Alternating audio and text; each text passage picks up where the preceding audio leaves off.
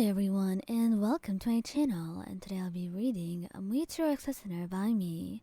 So let's get into it. Muichiro never thought of himself as an angry person, and neither did you if you were to be honest. To you, he was one of the calmest people, and he was not very temperamental either. He knew how to keep his emotions in check, and he was very logical, and most of the time, you could rely on him not to be nervous or have any emotional outbursts of any sort. He was good at it, keeping calm, that is. But sometimes some things got to him, and he found himself losing whatever calmness he had, and whatever control that you thought he had over his own emotions. And today just happened to be the first time that you saw it happen. Muichiro has low tolerance for scumbags. Or, in other words, people who would catcall you on the street. Or, in fact, people who catcalled anyone. You didn't ask for their attention, and somehow, they always wanted to make their presence known. Even if you decided to ignore their said presence, they would keep on bugging you and anyone that they set their eyes on. It was so disgusting in every sense of the word that Muichiro had to just take a deep breath and try not to punch them. But sometimes, especially when things had to do with you, his control was something that was not very strong. And that's why he would let loose whenever he got angry and saw someone harassing you or making you upset in any possible way.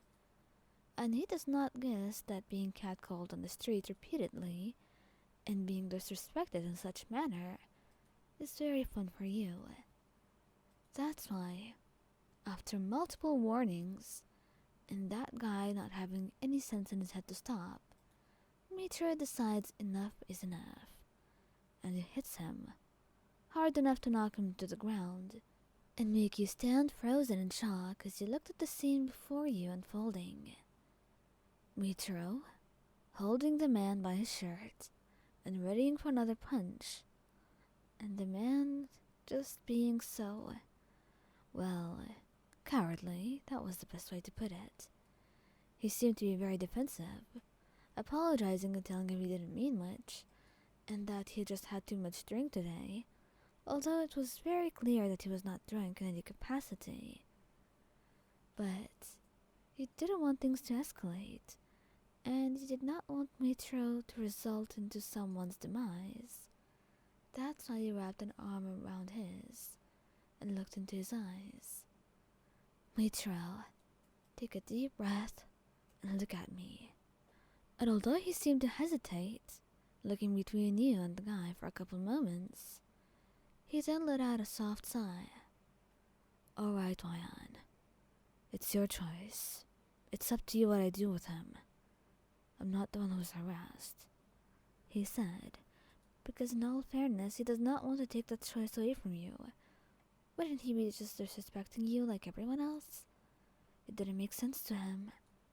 So he would let matters fall into your own hands and do exactly as you say, even if it meant letting that scumbag go about his day without any further injuries. But it would give him one hell of a talking for sure. And I assure you that whoever had decided to harass you or catcall you that day, they probably would never do that again, at least not for another year. He's given them enough trauma for once, and now they have something to fear and someone who will undoubtedly retaliate against them. Meanwhile, as much as you're upset with the violence and how mad he got, you can't help how fast your heart is beating as you look at him. A soft blush on your cheeks. Is something wrong, Ryan? He asks, once he notices the way you seem to be stuck on looking at him. And then you somehow blush brighter as you laugh softly. Yes. No, nothing's wrong, Muichiro. It's just, well, I think you looked really good when you punched him.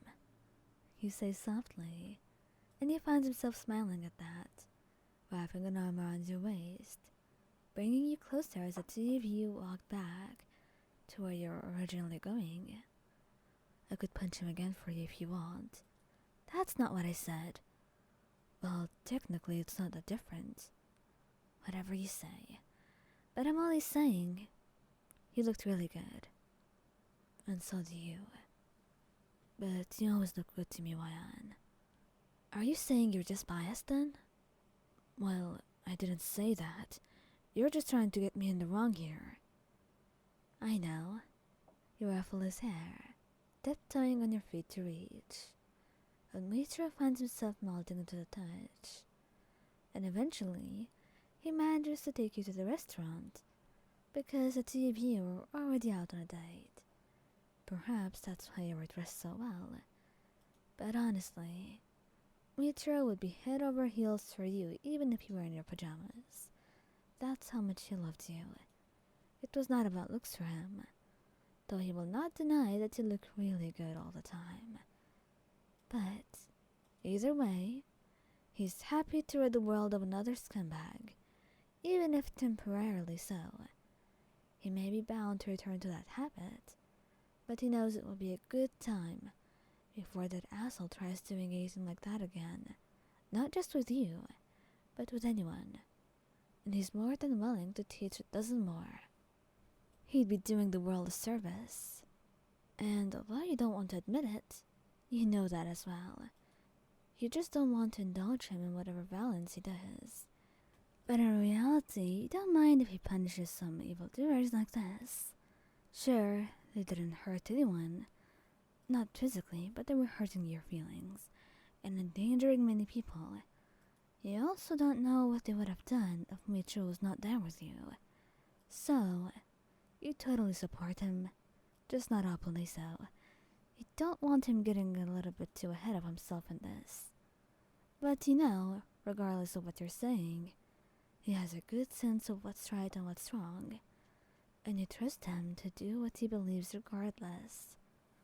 That's why the two of you will always get along together, always having the other's back, and always trusting one another.